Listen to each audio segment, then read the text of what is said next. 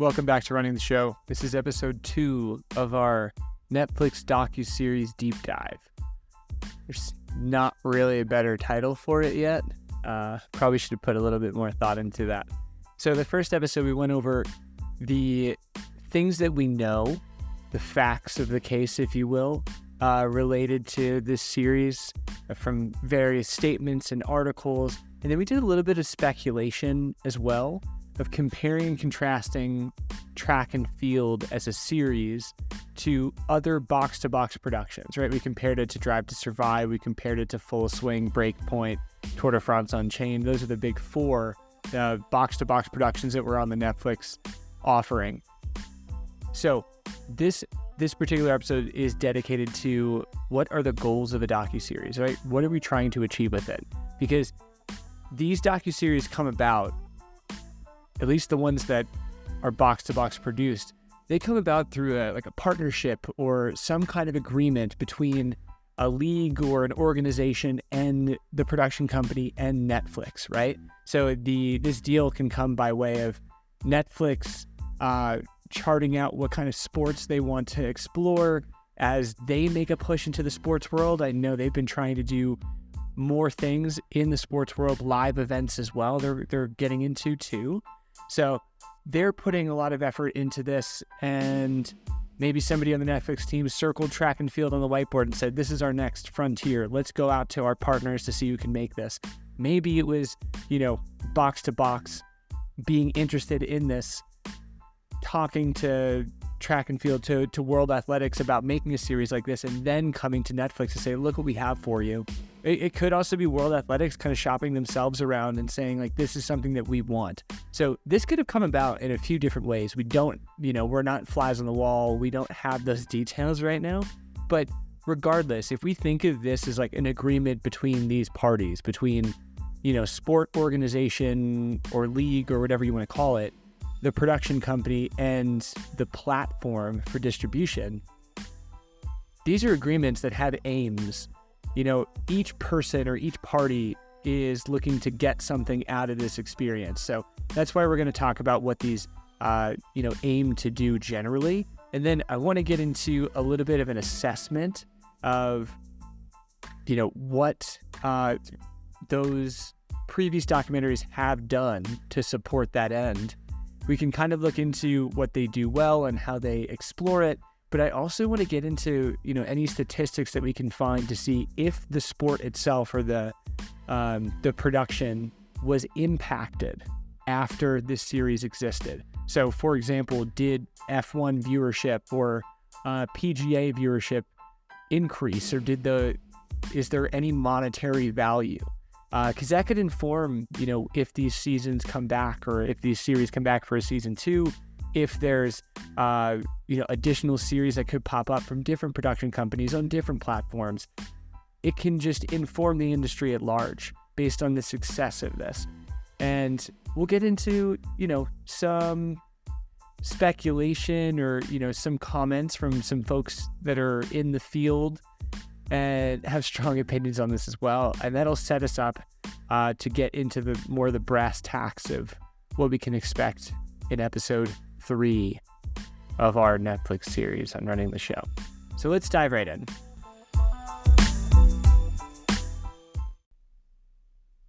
What does a docuseries aim to do?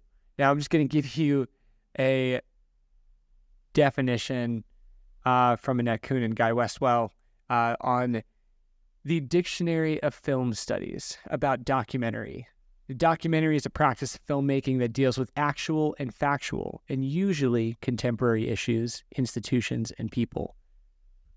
This purpose is to educate, inform, communicate, persuade, raise consciousness, or satisfy curiosity. This is also where the viewer is commonly addressed as a citizen of the public sphere. So that's kind of what documentaries do in a dictionary definition sense. Now let's get a little bit more narrow. So on like the sports documentary side, right? In particular, I found this quote from Samantha N. Shepard from Sporting Reality's Critical Readings of the Sports Documentary. She says, sports documentaries, like all films, do not merely showcase objective reality, but rather construct specific versions of sporting culture that serve distinct economic, industrial, institutional, historical, and socio-political ends ripe for criticism, contextualization, and exploration. So this narrow definition that we get from Shepard here is, I don't want to say more critical, but it is very specific in terms of introducing this narrative that it's not objective reality, but it's a specific version of that culture. Now, we can, transpose that definition onto these series that Box to Box has done, but even something like The Last Dance, right? The docuseries on Netflix about the Chicago Bulls and their final season run for it, right? That was a distinctive version or distinct construction of that culture. It wasn't just the facts, because the facts in itself, as it relates to that season, were what played out kind of in the public sphere already, right? It was the gameplay of the Chicago Bulls. It was the headlines that we saw about the team structure and Michael Jordan in particular and what's going to happen to the team. That was already in the specific sphere. So The Last Dance revisited that element or area of time and introduced that specific narrative of this kind of, the deeper meaning between the players and the organization, and the coach and the organization, the players, the coaches, the players and the media. All of this stuff was contextualized a little bit deeper with these, specific perspectives that were introduced kind of outside of the public sphere before that docuseries existed. So I would say this definition is, not quite critical, but it does provide a lens that is realistic for what we saw play out in multiple series. Like there's plenty of examples for us to reference here and to feel good about. Now let's think about like specific versions of sporting culture as it relates to Box to Box. Now, without getting too far in the weeds on this stuff, if we think of like the Full Swing as a great example of a large, let's say, objective facts conflict, if you will, of the PGA Tour and the LIV League organization that popped up during that time. In the public sphere, before this docuseries existed, there were headlines about, who was leaving which organization to go to the other one, what happened from a consequence perspective. There were headlines about, the sport washing that was related to the investors in the LIV League and the legacy it would create within the sport. But we also saw in Full Swing the way that it was conveyed through the athlete lens in a way that we didn't necessarily get perspective on that in the previously public sphere. We weren't as in tune with the internal struggle that players had in terms of these huge checks that could be waiting for them on the way, what their trajectory in their career and their compensation would look like if they stayed on the current path they were on and in the current structure they were on, versus if they kind of jumped ship to go in this new direction. So that's just another example that comes to mind of these specific versions of sporting culture that are pushed forward by this. Now, another thing that feels a little bit less dictionary definition and more just, I wouldn't say common sense, but perceived reality for a lot of us is these docuseries are intended to increase the eyes on the sport, quote unquote, right? Get more viewers on it. Now, that question in itself, or that point in itself, can be broken down a little bit more or challenged a bit, because there are kind of definitions within that concept of more eyes, right? Like, who are they trying to attract is relevant, because that presents a challenge in itself to meet a specific audience where they are in this particular example. So let's think of like F1 for example, right? Drive to Survive, the OG of box-to-box productions. Was this to increase viewership for like current F1 fans? Is it just an opportunity for people to like deepen their love and their infatuation with the sport of F1 and the organization and the personalities within it? I'm not going to answer this question, but there's just kind of like hypotheticals here. And even within that kind of vertical of current F1 fans, there's different levels of like fandom, right? You have your diehards who can tell you the exact stats or what the fastest lap in qualifying was for Max Verstappen on this particular course, for example. But then there's also the folks that enjoyed socially, and there's the folks that keep up with it now and then, right? There's so many different verticals within the scope of a singular label of fan or something like that. Somebody who's keeping up with the sport. That can be striated so aggressively. And I think the value in kind of exploring that or indulging that is the way that person can be addressed, should be addressed, and will respond to the same piece of content or the same narrative arc that's being built out here is different. The person who is the diehard, right? They know all of the stats.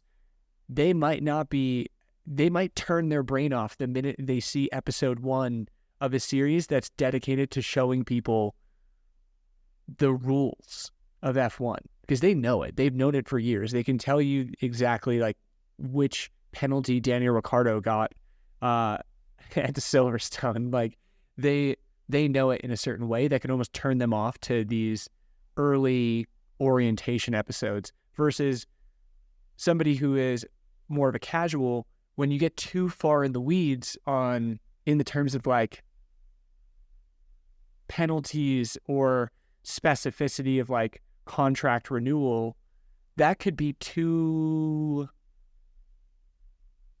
dry for them. They might not like it. So there are multiple off-ramps, I think, for even fans of the sport. And that's something that is really challenging for anyone who's building a production like this, who maybe doesn't have that clear view of like what they're trying to achieve. So that's just the idea of like increasing viewership within F1 fans. Now, another vertical here is like, are they trying to attract sports fans who are unfamiliar with F1, right? People who can enjoy the idea of competition, maybe the danger aspect of this. Maybe they raced a different discipline, right? Maybe they raced like BMX or they raced skiing, and they can understand the scope of like being an athlete in this regard, or, you know, the pomp and circumstance of these huge productions, but they're not familiar with F1 as an organization, as a sport, and the way that it plays out through its season. That's another vertical of people. Are we trying to get those people interested? Because that person might need a different approach than somebody who's, again, a diehard within the sport itself. And then there's another vertical that comes to mind is like, are we appealing to non-sport fans to make them fans of F1 or sport in general, right? These are the people who are not keeping up with live sports potentially on any regular basis. They have peripheral awareness probably through like pop culture and you know, the significance of, I guess, fame associated with athletes, but they might not be the people who are, you know, committed to watching sport or enjoying sport in that way. Maybe they don't even, nothing about live sport really entices them. That person is a whole other, you know, challenge in itself to bring them on board. All of these different striations of what fandom is, or people approaching this, I think are relevant when you get to, when you think of the scope of like what Netflix does, right?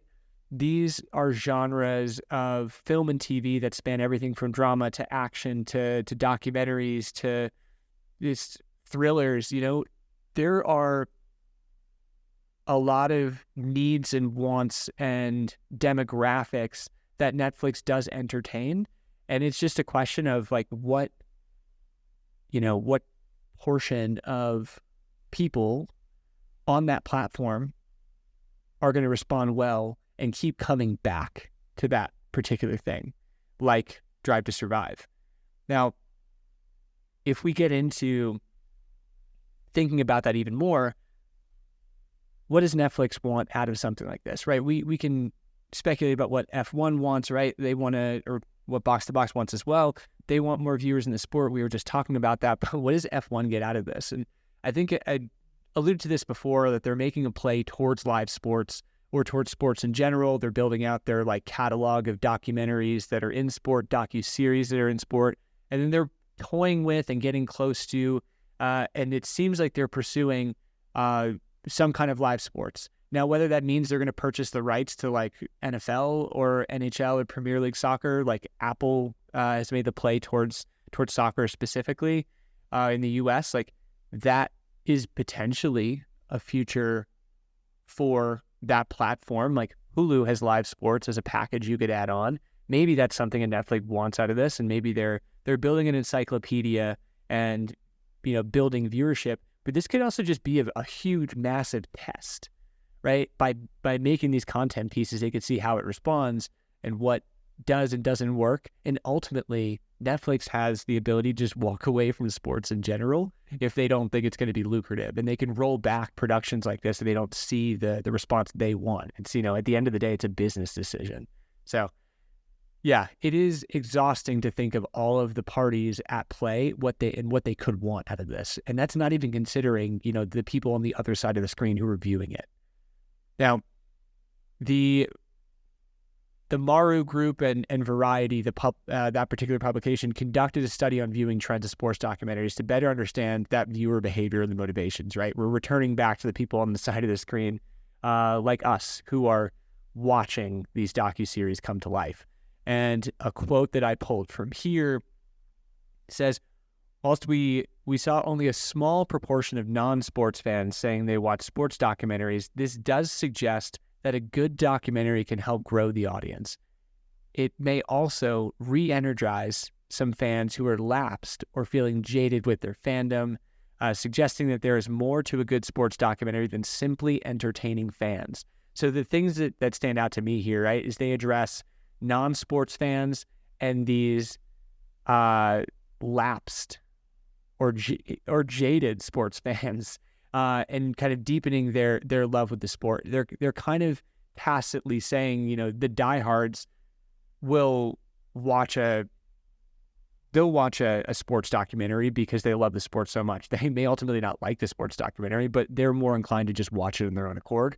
This is an interesting study that they did to find out that, it's not just another entertainment piece. It has the potential to move the needle, but that does have to, it has to acknowledge like the quality of the documentary. Not all documentaries are made alike. So let's assess this, right? When we think about constructing specific narratives of sport and culture that serve the distinct economic, industrial, institutional, historical, and socio-political ends, right, for criticism, contextualization, and exploration. There's a mouthful of this documentary definition that we got before from Enak Kuhn and Guy Westphal. Let's look at the four players again. We're going to look at F1, Unchained, Full Swing, and Breakpoint. So for F1, we know that there's the building narratives around the driver versus driver side of things, the driver versus team versus team, and funding specifically. I think of like Force India's funding troubles and the personalities associated with it and how they kind of indulged that storyline is an interesting, area of contextualization or specificity within that particular sport. For Unchained, right, we built narratives around the team versus team, athlete versus athlete, team versus sport, that we'll get into. Full Swing, you have the league versus league with that LIV versus PGA thing that we mentioned before, athlete versus league, athlete versus athlete, and athlete versus self. And then for Breakpoint, we have that narrative around athlete versus league, athlete versus athlete, and athlete versus self as well.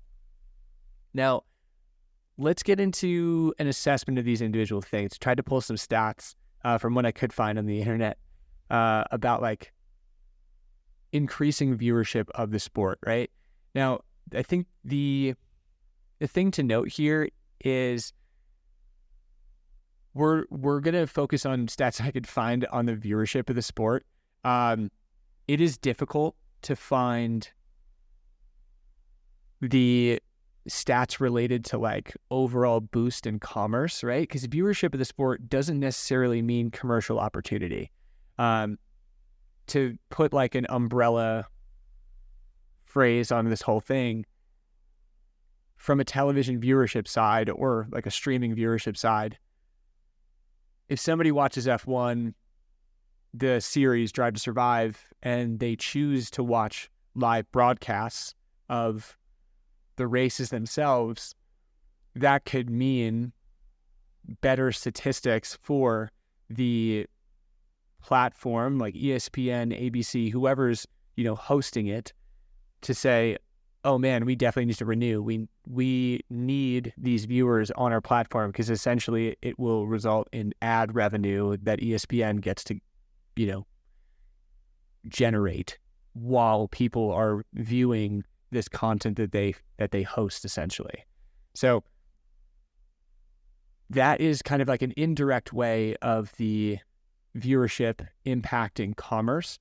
But the other thing to note that is really hard as well is like, there's so many different elements of what commerce means for more eyes on the sport. It doesn't mean that AlphaTauri sells more clothes, like related to these drivers. Doesn't mean that Lando Norris can come out with a new shirt and it sells out in 5 minutes on his Instagram. Does it mean that, Jaguar's selling more cars?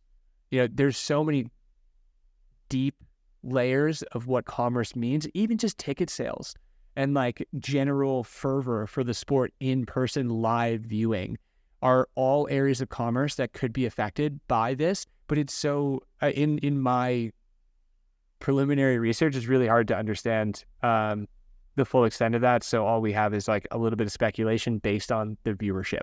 So please take that with an extreme degree of salt. If anyone has, resources or insights as to the commercial benefits to this, please let's explore that. Let me know, because that'd be pretty fun. So let's get into F1, right? So F1 did see an increase in the viewership and a benefit as a result. The Athletic reported that season 5 of Drive to Survive logged a 40% increase in viewership compared to season 4, at least in the US. That's massive in terms of, what we can expect year over year. These seasons are not back to back. So you are going through times where people might fall off of the series, especially when you're 5 seasons in. You can expect over time, you might lose some people, you might gain some people along the way. But from a year-to-year perspective, 40%, I think, feels very impressive. Now, this is where we kind of go from the series of Drive to Survive into like real life. So they also reported that the viewership boosted F1 viewership for ABC and ESPN. Those are the live TV partners. It boosted their viewership 28% over the previous year. So that's pretty impressive as well. If we even think of a macro trend of, viewership trends or viewing trends for live TV and sports and what those things look like, that is an interesting thing to think about, right? Not everybody's going to convert themselves from being a streaming platform person to a live viewership person, because some people do the unplug thing or they don't buy the sports package or things of that nature. So it does seem significant. They see a 28% increase over the previous year in live viewership on those kind of traditional media platforms, which is pretty cool. Now, this resulted in ESPN renewing their deal with F1 for 3 additional years. The last deal with Disney, which is the parent company of ESPN and ABC, was reportedly worth $5 million a season. So the new contract is an enormous boost to $85 million a year for F1. So just to repeat that, according to The Athletic, the last deal, the previous deal between F1 and Disney, the live event, telecasting of F1, was reportedly worth $5 million a season. Now, the new contract is now allegedly valued at $85 million a year for the season. So that is a massive boost in like valuation, quote unquote, for that sport, which is wild. Now, they also reported in this athletic story that 53% of new fans, and if I were to guess, these are new fans in the U.S., credited Drive to Survive for their viewership of the live events, which is crazy. Half of new fans found this specifically through this, paywall protected Netflix series of Drive to Survive, which is amazing. Now, let's create kind of like a sobering, let's balance this a little bit, right? So these athletic stats report growth, right? It's growth on the Netflix side of things. It's growth on the ABC and ESPN viewership, in that US platform for F1. But the things to note here is I found a Reddit thread that quotes Sports Media Watch. It's an infographic from them. It's covering the F1 viewership for the past decade. I wish I could find like a written piece that goes along with this, but essentially it tracks over the last, between 2013 and 2023, those first 4 years or so, 2013 to 2017, the rights sat with NBC and NBC Sports Network. In 2018 on, we saw the rights move over to ABC, ESPN, ESPN2, that Disney network. Now, this does report this particular trying to watch it, although, net positive, right? We're seeing the viewership grow, that in 2023, the viewership of live F1 did drop. So that does conflict with the information that we're getting a bit from that athletic side of things. So this is good to have that kind of counterbalancing fact with us. And let's also talk about like the Netflix side of things, right? This should also be addressed in terms of what we reference. Now, there's a Nielsen poll. Nielsen is they do a lot of television viewership trend reports and things of that nature. This particular Nielsen report shows that season 1 viewership between year 2 to the present, right? So through seasons 2 through 5, season 1 is static in terms of viewership. So that means that year over year, around the same amount of people are finding or watching season 1 of Drive to Survive. So imagine kind of a flat graph. Now, that doesn't mean they're new people or they're, or it doesn't say the percentage of people who are rewatching season 1 or they're new people finding season 1. But it's pretty interesting to see that, that first season is holding steady in terms of that, leveling into the sport as being level. Now, what it also shows, though, is that the other seasons, season 2, season 3, season 4, season 5, are far more volatile in terms of how many views it gets. So we did see that athletic report that said, there's a 40% increase in viewership over season 4, but it was after season 4 took a little bit of a nosedive and then came back up for season 5. So in the scope of things, right, it tells a story that's a little bit complicated about viewership. If anything, it muddies the waters about how people are approaching this series of Drive to Survive and how they're sticking with it. It is hard to know, but I think it's good to note that original season, let's say the orientation season that brings people in, is doing its job and staying steady. It's not growing, but it does seem like people are choosing to move on, regardless of if that's, aggressively higher or, dips down the following year. People are moving on from season to season. Whether that's worth it in terms of the investment that Netflix is making in it, whole different story. Now let's look at Unchained, right? The Tour de France series that Box to Box produced. Now, I was able to find a Cycling Weekly article that doesn't touch on viewership numbers. It was kind of hard to find, even trends that related the Tour de France Unchained series back to the Tour de France in terms of viewership of live sport. But it did mention, right, while they don't touch on viewership numbers, it does mention a bump in social media for the featured athletes. So let's say the individuals benefited from this, but in terms of the sport benefiting, it's a little inconclusive. I would argue it's because it's so new and that the Tour de France is on a year-to-year cycle. And with them focusing on that particular competition, you might not see the viewers of that docuseries necessarily going to say, oh, I should watch the Vuelta a España or something like that, or the Giro d'Italia, right? They might not be going to look for that next cycling competition because it wasn't referenced in that particular one.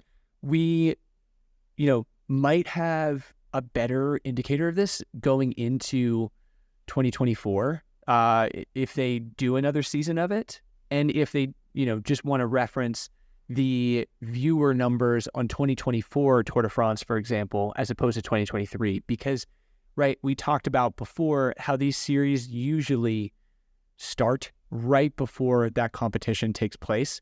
This is just good to note that, like, maybe it was just too close and there aren't enough data points to understand trends from a macro perspective, but it's kind of fun to hear that, like, some of the athletes there were like, I've never gotten stopped more in the airport in my life after that series, which is kind of cool. If we think about, what a series can do for individuals, especially from like a cycling perspective, this could also apply to like golf and tennis as opposed to the racing side. That could be an interesting benefit or something that we see with track and field as well. It is an individual sport in that regard where you might see, a similar increased fandom, if you will. Now, on the full swing side of things, this is the golf one.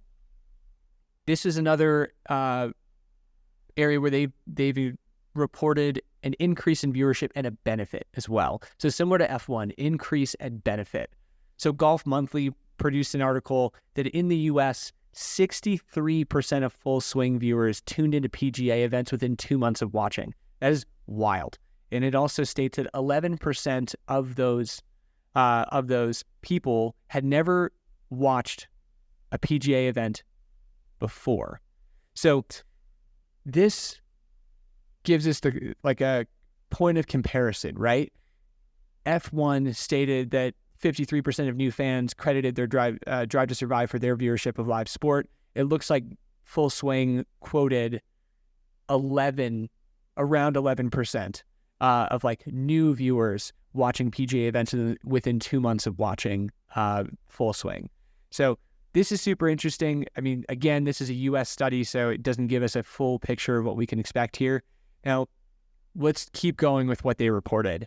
It included 42% of Full Swing viewers watch more golf on TV, 36% spending more time on social media viewing golf content, and 27% spending more time reading pro golf news after seeing the Netflix show. So this is an interesting way for them to display this. I have no idea how they were able to do this other than put on a poll or reference some kind of poll. This could be referenced in the article itself, but it's cool to see them explore the depth of fandom and viewership and involvement, and what that means within this, right? So not only touches on the viewership of golf on TV, but it talks about the social media side of things and the news associated with it as well. So if that's any indication, I feel like that's a comprehensive report. Undoubtedly, these statistics can be, they exist out there in the world, likely for F1 and, Tour de France and tennis as well. But it's just nice to see somebody do the work to explore that. Whether that sample set is as broad as would be helpful to us is completely another story. But it's a nice reminder, if you will, to think about like the depth of fandom and how it goes beyond a Netflix series and, live viewership. It's more dynamic than that, which is cool. Now let's move on to Breakpoint. Breakpoint similarly reported kind of what Unchained, the Tour de France side of things did. I saw a Gist article that essentially says that the individuals benefited from this, but not necessarily the sport of tennis in itself. So think of those two things as similar. It reports that the key stars that were featured benefited from personal bumps to social media, but the series didn't do as well as Netflix anticipated. Now, this is probably one of the more biting criticisms, probably more so than Tour de France, because I don't think this is referenced by Cycling Weekly. But this Gist article being more of a, let's say, like a more third-party arbitrary source than a Cycling Weekly, for example, they even went to the extent to say that Breakpoint didn't even make the top 10 on Netflix and didn't touch the viewership numbers of Drive to Survive. So that's a pretty damning stat, right?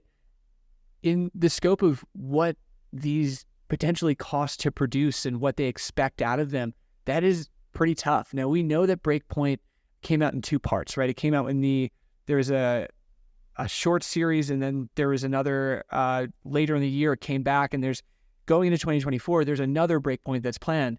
Now, it's good to see them, stay the course in producing this. And you could argue that like the production schedule on this demand that these things be planned out so far in advance. They could have signed a deal to say, we're going to produce this for 3 seasons or 4 seasons or maybe just 2 years or something like that. But when we hear that it didn't break the top 10 on Netflix in terms of, what's hot right now, the kind of things they show, that isn't good. So if we're, selfishly hoping for track and field, we're crossing our fingers so hard just to hope that this track and field series makes that top 10, because if it doesn't, that is really, that's like a threat. We don't know how long this deal is confirmed for. Is it 1 season or, recently we've heard that there is a second season that will be pursued based on like the fervor and the interest that's been expressed. But beyond that second season, we don't know if this will be like renewed again. So I guess, if you're really into this, share it with your friends as much as you can, produce as much content on it as you can. And hopefully we get this out of the realm of what happened to Breakpoint. So that's kind of the bow on the assessment here. Now let's talk about what Box to Box does well and how in these sports documentaries or docuseries, just to, build this viewership and to get eyes on the sport. Now they do a great job. We've talked about creating narratives, but here's a criticism, right? There's been just criticism that like they are fabricating storylines and making it into reality TV, which alienates some people. Now, it's been reported that Max Verstappen stepped away from Drive to Survive for over a season because he didn't like the way he was being portrayed to others. Now, take that with a grain of salt, right? Some people are always going to not like how they come off to the public. So that, let's remove an individual from this. But the idea of them framing narratives and creating these kind of like rivalries or at least showcasing them in a certain way. And, I'm not going to accuse anyone of cherry picking content or, going to the extent of making this like a Real Housewives kind of vibe. But in pursuing like the drama, that could drive people away from the sport. That could make the people who love the sport for the purity of what it is or the purity that they assume it has as a sport, it can make them say, I don't want to do this anymore. This isn't the sport that I love, or it's just like, this is distracting. I'll just watch the real thing. And you lose them. And I think in the reality TV culture that we do live in and we do indulge in, there are certain platforms and certain shows that know how to fabricate drama well. But then we all know what's almost like meme-worthy drama. Things that seem so inauthentic and improbable that it's not worth, it's not, I don't know, it's ridiculous, So that's just something to be contrasted with the idea of like creating narratives. Creating narratives is good, but at the cost of fabricating storylines into reality TV, that's a tough pill to swallow. Now, another thing just to mention as well, right? The creating narrative side is good, but there's been accusations of missing key elements that some view as more valuable than the production itself. Now, let's say this is an opinion of like the hardcores, right? So Breakpoint, there are certain opinion pieces that were written on it. They were missing, quote unquote, missing certain elements of the year because they chose to not focus on like Djokovic and Federer, for example. Or they weren't focused on like Serena, or they weren't focused on like Coco Gauff, right? Like there are certain people in the sport that agree to have this happen. I'm sure there's like plenty of negotiation in terms of like what this unfettered access to their life is worth to them. And these top athletes in the sport either aren't willing to sacrifice it for the sake of what they do. And it might be worth so much to them that somebody, either Netflix, box to box or whatever, couldn't pay the fee to get that access to that person. So when they don't necessarily play out the fullness of Wimbledon, for example, or the fullness of the Australian Open because one of the non-featured athletes excel to victory and win the whole thing, but it doesn't help the storyline, somebody who loves the sport is going to watch that production back and go, well, you skip the good part.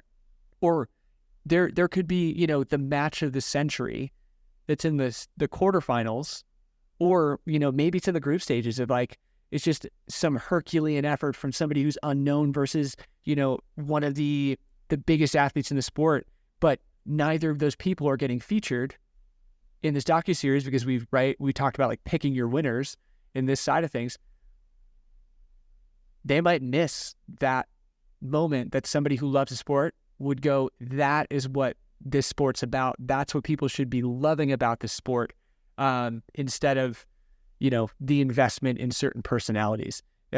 As you could tell, it's such a absolute tightrope for people to walk in this, but just keep that in mind, right? These two things that can come at the expense of creating narrative value within a docuseries. Now, will this docuseries of track and field, will this get eyes on the sport? Will this pursue, the ends of what a docuseries is supposed to? And there's a Michael Johnson tweet that's been quoted by a few publications at this point, where he says, a Netflix Drive to Survive type series for track and field could be great, but don't think it would have the same result as F1. The fundamentals of that sport were already pretty healthy. Track and field, not so much. Now, Michael Johnson isn't here. It'd be cool if Michael Johnson was here, and we could ask Michael Johnson to really dissect the elements of what that tweet meant. But let's speculate about what those fundamentals of track and field that aren't so healthy. Now, some that come to mind without getting too deep in the weeds are things like sponsorship structure in track and field. There's the famous case with Nick Simmons, flexing with the tattoos on his biceps of a brand that he was supporting, and he got in trouble because it violated sponsorship rules. There's rules about where you can put, how many logos and how close they can be to each other and what parts of your body they could be. There's so many things like that that potentially limit, players in the space. Whereas F1 is, we know these team names by their sponsors, and we see that displayed in the scope of the paddock and the production and everything associated, the clothes, the shoes, the visors, right? So that's one element of it. Now, the race calendar is another thing, right? We talked about how there's a set race schedule by a singular body in F1. That is not the case of track and field. So you have this maybe idea of competing interests for what benefits individual athletes for them to go to, for financial opportunity, for competition, for just convenience. Something within track and field that might hurt it, right? It might be something unhealthy in the scope of that competition. And then qualification and world rankings. Again, F1 has that set structure by a singular governing body that really drives this. But if we think about, track and field, qualification, to know who's best, yes, we have times, but those times are not necessarily a head-to-head opportunity. We don't see a lot of the best of the best duking it out in a structure that is repeatable over the course of a season or a year. Essentially, knowing a world number one is often under debate because it's dictated by, access to competition as well. So all of those things kind of lend itself to Michael Johnson's skepticism. Let's say on the positive side of things, right? Seb Coe did a interview with Citius Mag, where he kind of acknowledges some of this stuff, right? He talks about how F1 is a multifactorial success story, and Drive to Survive is one of those elements. So he references the role that this docuseries can play in success, but acknowledges that there's more to it than that.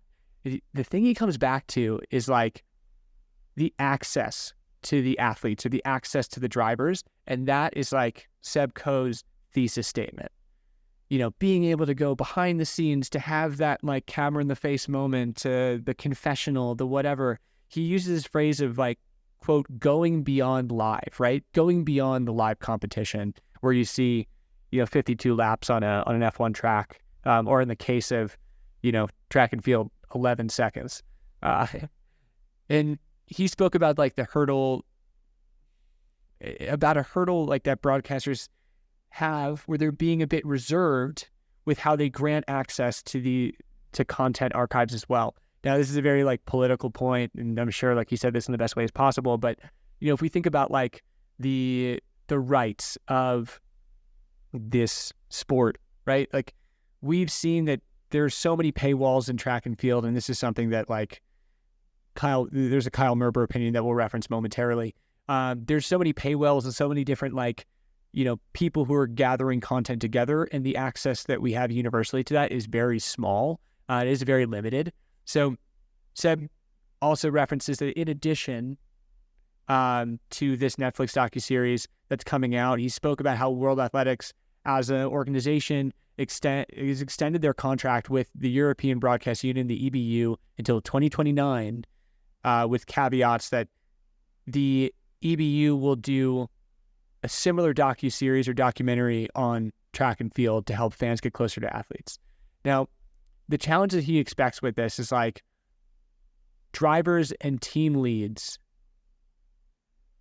were not open to that F1 doc originally because of that unfettered access to paddocks and radios and stuff. Like he talks about how, right, they have live radio between the team principal who's like in the booth and the driver in the car. And there's a lot of things that like are not great, and people might not want to be portrayed in that area of vulnerability. So that was a challenge he talked about in that particular sense. I'm sure he's also thinking about the access skepticism that people might have in the track and field side as well. So it's good that he's aware of it, but I don't know what they can do to get in front of that. But yeah, so this is interesting. It's good to know that like Seb is so interested and so passionate about building these kind of beyond live moments and increasing the access behind the veil of competition. So that seems like a good amount of passion, but it's hard to know like the pragmatism. Like besides that hurdle that he mentioned, does track and field or the organizations that are involved with it, do they have the resources to control the variables in the way that F1 does? Now let's move on to this Kyle Merber opinion, right? He specifically talks about the access to media, right? It's different in F1 objectively. So some things that he mentions in his piece on the lap count is how teams and drivers were provided original footage from F1 as a production to share on their own social media, and it became the fastest growing digital property in sports. They gave ESPN the broadcasting rights originally for free. Now, that is massive, right? Let's not skip over the fact that like F1, right, is producing the media, which they are then distributing to their athletes and their teams and their partners on their own structure. And it's because it is such a, I guess we could chalk it up to how much money is being circulated in the sport and controlled by a single body. With track and field, obviously it's not the case. There's so many players, there's so many different contracts, and it's, not the same from country to country, and there's paywalls. So that is a fundamental difference that F1 has to its credit to allow it to continue to grow beyond the docuseries. So like kudos to Kyle Merber for referring to that that media access is just huge to be able to provide that at will to people. Now, he also references some things in the NBA. In 1987, he mentioned that the commissioner then at the time, David Stern, saw a huge opportunity for the NBA to grow in China, and he sent weekly videotapes of the game footage for free to be shown on like TV in China. And today, the NBA is worth $5 billion in China, and 500 million people tuned in last season. Now, that is a wild stat. Bravo, Kyle Merber, for finding that and just kind of drawing that comparison. But, between the F1 model and this NBA model, right, we're talking about similar structures where these organizations are capturing their own content or securing the rights to the content that's captured and then choosing to distribute it for free in certain areas for the benefit of the sport as a whole, which had massive implications on like growing fandom in a way that they would expect. And that just seems different from the way that we've seen, track and field do it in some ways. Yes, you can argue, right, there's more hurdles, for track and field to get over in that content distribution plan, but it is still something that is interesting to think about in a little bit more detail. Now, this is something he also mentions as well. He says, but similar to the hype after an Olympic Games dies down, no one with even the slightest newfound interest will have an idea of where to turn next if they wanted to watch the 2024 track and field season live. So this point is, touches upon the complexity of a track and field schedule, the multiple governing bodies where people are going to go. And this also references it like, the Olympics are always seen as the pinnacle of sport, and, rightfully so. There's a lot of critiques about the sport, but it's where a lot of resources go into, and governing bodies within track and field and other sports all kind of gear up towards that international competition with the hope and scope that it's the best of the best performing the best on that particular day or in that period of competition.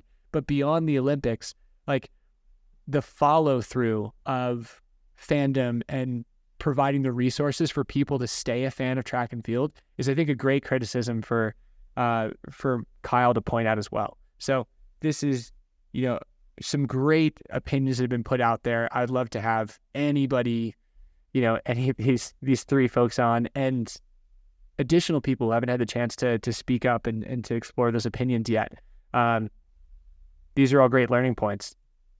So there's a lot to unpack and to explore, and a lot of questions that probably have come about right now through the listening about like what this intends to do and will it, speculatively achieve that goal for track and field. And I encourage these questions to come in. Like I would love for people to reach out through, social channels or whatever, and just giving opinions on, will this do it? Maybe there's some elements of things that we haven't even considered yet or haven't found in my research. So please, I encourage any and all things come my way, please.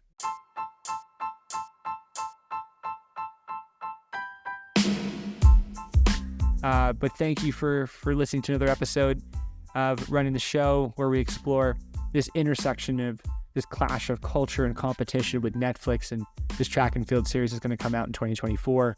Now, something to look out for in episode 3, right? We're going to be exploring narrative arcs in a little bit more detail, right? We talked about how Box to Box does that so well. It's creating these emotional tethers. It's, something that, right, Sebco really wants to see within sport. We're going to get into like the first season of those big 4 previous box-to-box productions, and we're going to kind of categorize these general themes of what is explored in the season in terms of these conflicts, and see if there's any formulaic approach to it. We'll break down the individual expressions of those things, and then we're going to get into what things seem unlikely and likely to occur from like a conflict or narrative scenario in track and field, and what actually could be new within track and field as well.